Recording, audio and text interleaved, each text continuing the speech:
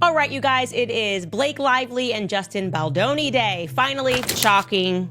Taylor Swift feels used. She always feels used. And she wants nothing to do with the Justin Baldoni situation. Taylor Swift is alleging that Blake Lively is lying, but is Taylor telling the truth, or is this just a strategy to save her own skin? I want you guys to know that we are not observing publicly back and forth a lawsuit. What we are observing is essentially a ticking time bomb, a timer on Ryan Reynolds' ego. Hollywood is no stranger to scandals, but the latest revelation from Candace Owens has sent shockwaves through the industry. In a bombshell expose, Owens alleges that Blake Lively secretly met with Taylor Swift to plot against Justin Baldoni in a high-stakes power play over It Ends With Us, with accusations of media manipulation, hidden agendas, and career sabotage. The story has taken a dramatic twist. Baldoni fights back with a massive defamation lawsuit, while Swift distances herself from the controversy. The battle for truth is just beginning. Is this a calculated takedown or the exposure of Hollywood's darkest secrets? Or at least we established a very crucial part of the puzzle, which I am told by Taylor Swift's team, or I guess not by her team, but like Taylor Swift's team tried to bury what I'm about to show you on the internet. We'll see if that's true. So I don't know what to say here other than grab your girlfriends, wear your florals, like Blake Lively said, and let's get started. Candace Owens has ignited controversy by exposing an alleged secret meeting between Blake Lively and Taylor Swift, claiming it was part of a coordinated effort to manipulate the ongoing legal and professional battle with Justin Baldoni over the film It Ends With Us. Owens' revelation suggests that Swift was unknowingly used in a larger scheme orchestrated by Lively, with Ryan Reynolds backing her efforts to gain control of the film's production. Hold up. Did you catch the latest Hollywood bombshell? Taylor Swift versus Blake Lively. The feud is real. Insider sources reveal that Taylor was lured into a secret meeting at Blake and Ryan Reynolds' NYC penthouse with Justin Baldoni, without knowing what was really going down. As Taylor walked in, she was unexpectedly introduced to Justin, her very first meeting with him. And here's the twist. After the heated session, Blake texted Justin calling herself Khaleesi and dubbed Taylor and Ryan her dragons. Taylor now feels utterly betrayed, claiming this was a setup to use her name for ulterior motives. Will these two icons reconcile after a heartfelt apology and tearful hug? Or is this rift merely the opening act to an even larger battle? According to Candace Owens, Blake Lively arranged a covert meeting with Taylor Swift, allegedly to reinforce her position in the dispute with Baldoni. Owens asserts that Lively manipulated Swift into attending the meeting under false pretenses, using her as an unintentional tool in Hollywood's power play. Reports suggest that Swift's PR team has since leaked information about her stepping away from Lively, attempting to clarify that she had no prior knowledge of the legal strategy against Baldoni. I personally did not feel that Blake Lively and Ryan Reynolds had the star power to get the New York Times to risk their professional reputation to help take down Justin Baldoni. That's like global star power. That's something Kris Jenner can get done, Taylor Swift can get done, Beyonce can get done. Not Ryan Reynolds, not a Blake Lively for sure. Anyway, so today woke up, Daily Mail, huge article. And I want to tell you something first and foremost before we even discuss this article. Do not let people mistake you into thinking this is just a gossip column, okay? I've hung around some of these A-listers. I used to be friends with Kanye West. I know how this works. And let me tell you something that is well known in Hollywood is that Taylor Swift has plugs, especially at the Daily Mail, when she wants to get a narrative out. The person that works for her is this woman named Tree. And Tree is allegedly vicious. She will protect Taylor Swift's reputation by any means necessary, and they fold. Okay, the editors, the writers, journalists, when she says put something in the mail, it gets done. And I'm not saying that part allegedly. That is a fickety fact. Okay, take that to the bank, start a 401k. Tree knows how, when she feels Taylor Swift is being threatened, she's going to protect her reputation. So this Daily Mail article appears very timely. It says Taylor Swift taking a step back from Blake Lively as dramatic legal battle with Justin Baldoni threatens their decade-long friendship. A recent Daily Mail article, believed to have been orchestrated by Swift's team, claimed she felt used and was unwilling to let her image be entangled in Lively's legal battle. This revelation aligns with past speculation that Swift was unknowingly drawn into a web of Hollywood politics. PR people who come behind and they tell you this is what we want planted, and the more power you have, it will be word for word exactly what you want the public to read. So I'll tell you what they want the public to read. It says Taylor Swift is taking a step back from her friendship with Blake Lively after feeling like she was used as an intimidation tactic by the actress in a lawsuit that she never wanted to be embroiled in. For the time being, she is taking a step back from Blake because she doesn't want to get tangled in this more than she already has, which is far more than she ever needed to be, an insider told the Daily Mail. Her friends also think that Blake's "I'm Khaleesi and like her, I happen to have dragons" text to Justin was uncool and unnecessary because she was essentially used as an intimidation tactic. She was referred to as some kind of pet or possession. Taylor shouldn't even be involved in this at all. She was only going over to visit Blake and Ryan with the understanding that the meeting would be over. A second source said, Taylor has politely backed away from it all. She is conscious of her own image and hates that she was even mentioned. Okay, so the last part is true. She is politely backed away because she's conscious of her own image. She's extremely conscious. But it can't always be that Taylor Swift is being used.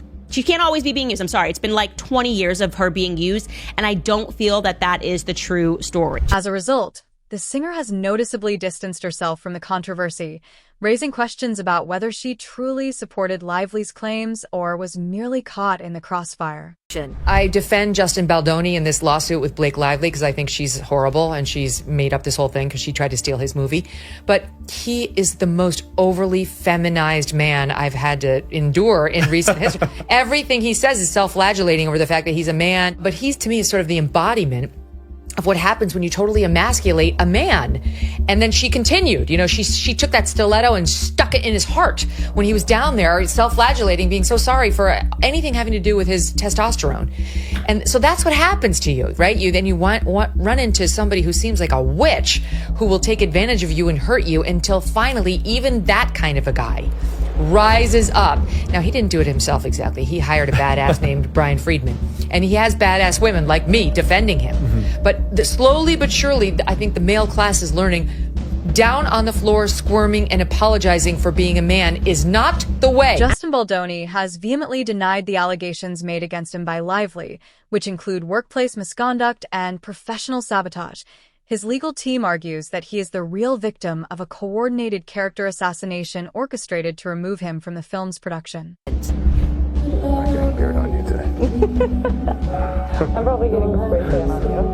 It smells good. Well, it's not bad. It's my body makeup.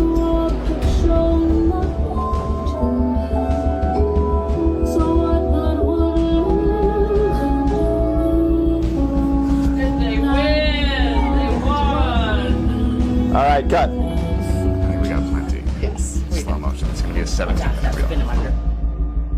That's it. There he is, creepy Baldoni, getting close to her, obviously making small chatter not in character so as not to make the scene, which didn't require dialogue, awkward. And he says it smells good because he makes a little joke like, I'm probably getting my beard on you, as he leans in close. And then she says, it's okay, I'm probably getting my spray tan on you. How is this allowed? Literally, I'm just asking the question, like, how are women allowed to do this, to take something and to make it sound like you survived because that's what it sounded like to the public when she spoke about everything that he possibly did when she first dropped that or had someone on her team leak to the New York Times, that initial complaint filed in California. You just go, how is this allowed? This is why I say being a little bit cheeky, but also not. Like, I just hate the modern women today.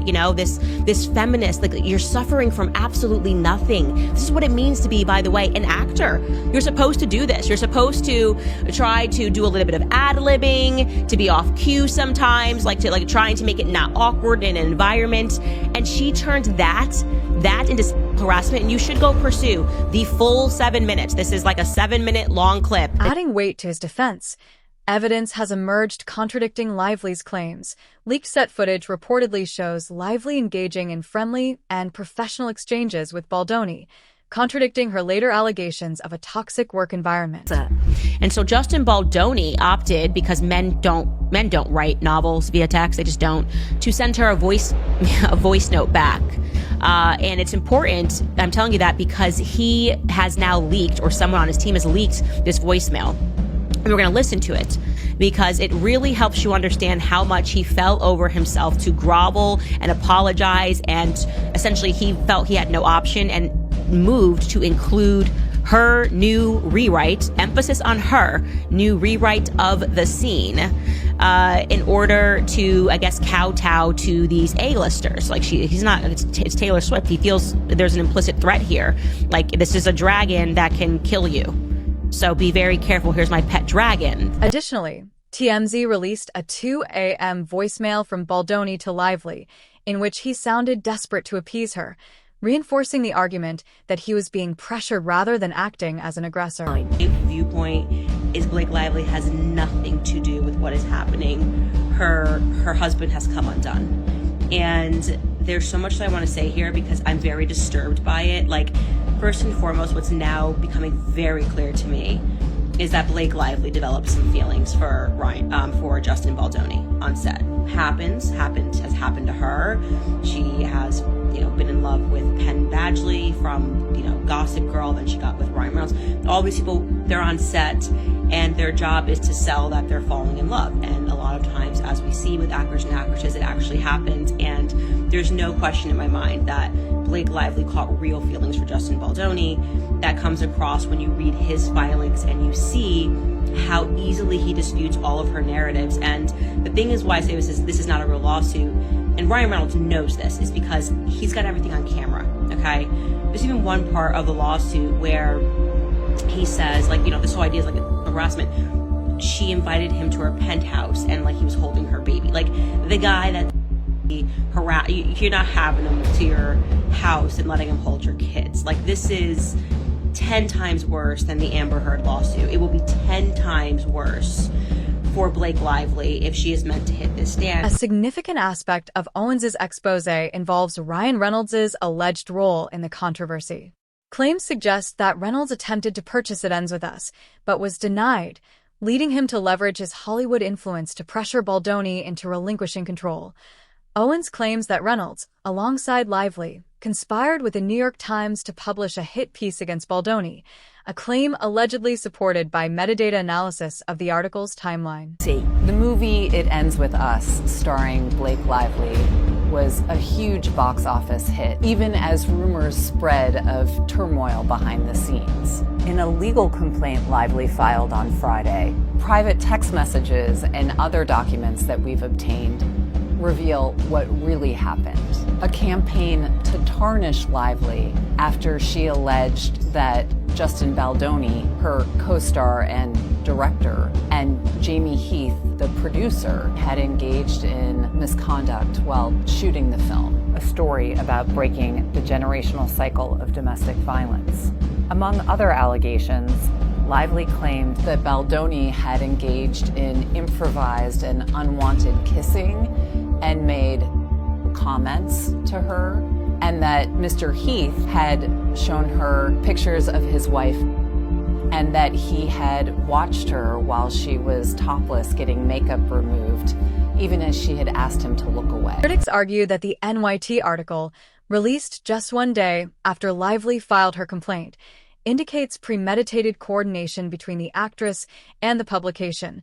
Metadata from an image used in the article allegedly reveals that the file was saved under the name Smear Baldoni days before Lively's complaint was officially filed.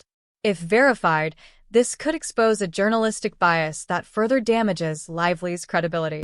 At the 77th Directors Guild of America Awards on February 8, 2025, host Judd Apatow humorously criticized the film It Ends With Us, starring Blake Lively and Justin Baldoni. Referring to it as a terrible movie, his remarks alluded to the ongoing legal disputes between Lively and Baldoni, which have garnered significant media attention. In December 2024, Lively filed a $250 million lawsuit against Baldoni, alleging harassment and retaliation.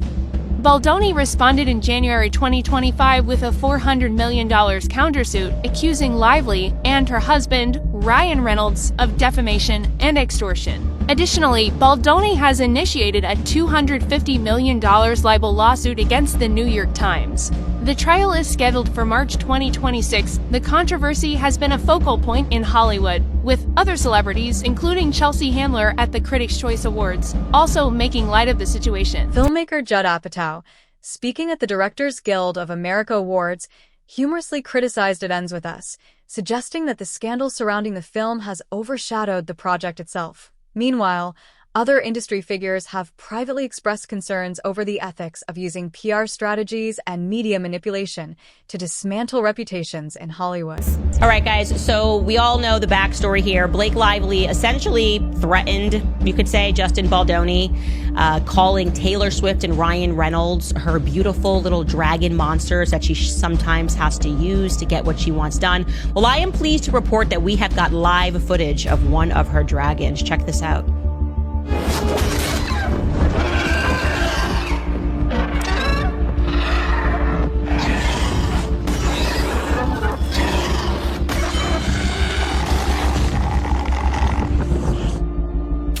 I am so sorry, Queen Khaleesi. It does not seem to be going well for you right now. Well, we'll tell you guys, yesterday we did this episode. Obviously, you saw it.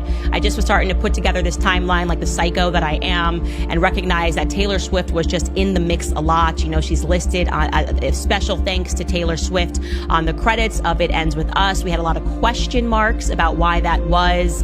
And again, just her particular flavor and style of I'm the victim and like these horrible men did something to me. Taylor Swift has largely remained silent on the matter, despite being unwillingly dragged into the controversy. However, sources close to the singer suggest she is furious about how her name has been used without her consent. A close associate revealed that Swift was deeply upset after learning that Lively had privately referred to her as a dragon, implying that her presence alone could be weaponized in Hollywood's power struggles. This lawyer's language in terms of saying when people see all the text messages, they're going to realize who the real Blake Lively is a strong vote for me. A strong vote that the public in the end is going to recognize that Blake Lively was being manipulative. And I'll let you listen to what Brian said about those text messages. And unlike any case that I've handled in my entire career, it's the one case we're going to put every single text message, every single document, everything on a website for everyone in the public to read, come to their own conclusions, and they can determine whether or not there was harassment here, there was a smear campaign, or there was retaliation, because we have proof and receipts that absolutely and unequivocally show this is not true. As of now, the legal dispute between Baldoni and Lively is heading toward a high-stakes trial in 2026. Baldoni has filed a $400 million defamation lawsuit against Lively, Reynolds, and their PR team, while Lively continues to push for a gag order to prevent Baldoni from releasing further evidence. The outcome of these lawsuits will determine the credibility and future standing of all involved parties.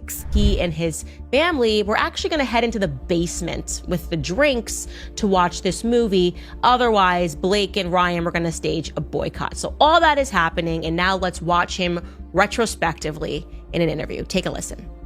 Owens continues to expose new details, vowing to bring more evidence to light regarding Hollywood's alleged manipulation. It's unbelievably infuriating and frustrating, and also in a weird way, you respect it. It's who I want to be. I want to be this person who in moments of extreme cruelty finds gratefulness, finds elements of gratefulness, but I am not capable of being that way in the third trimester of pregnancy, right? So I'm just enraged on his behalf, and I can't believe it. And there is a strength in that. People are right to say there is a strength in restraint. There is a power in being grateful in these moments. And so I credit him, but I'm also we're angry, and there is something about this case, and I think there is an element of this that makes a lot of people feel unsafe, right? I think that's the real reason when speaking about that. There's to envision this happening, being allowed to happen in society, and knowing that this sort of collusion can happen behind the scenes, and yet we would have been given a version of events which would have taken down the victim rather than the aggressor. It doesn't make us trust anybody, right? We feel like we can't trust, we are not safe with the version of events that are being presented to us about anybody in Hollywood. Her involvement has sparked debates about journalistic ethics, media influence, and the power struggles behind the scenes of major productions. I'm telling you, they are deep into their conspiracies. As I said, I have seen this before. Even in politics, I've seen this before. People just cannot perceive when they become that powerful that any person would do anything against them or not want to be with them. And they think people are constantly plotting their downfall. And so this shows you that they still have the mentality that what's happening now, which is the sleuths coming together and piecing together the story and people being angry by how bullied Justin Baldoni was. You notice, I'm not even bringing up Justin Baldoni. No one has brought up Justin Baldoni to me. They're basically like, he was just the puppy in the middle of this. It was like PR wars, angry people, A-list actors and actresses, and he was just easy to kick. There he is, right there. Pull him up. Puppy, nice, so sweet. And all these people are like, yep, we're A-list. Let's go around. What are we gonna do on a Friday night? Let's go find some kittens to kick. Yeah, let's do it. And Justin Baldoni was there and they just did it. They were like, kicked him. They just threw him off of a roof. People who'd like throw kittens and see if they land on their feet. That was Justin Baldoni. And it looks like he's landing on his feet, by the way. The ongoing feud between Justin Baldoni, Blake Lively, Ryan Reynolds, and Taylor Swift has captivated public interest, with Candace Owens' expose adding another layer to the scandal. As more evidence emerges, the Hollywood power play behind It Ends With Us continues to unravel, raising serious questions about industry manipulation, media bias, and the truth behind the allegations. The trial, set for 2026, will likely be a turning point in the careers of everyone involved.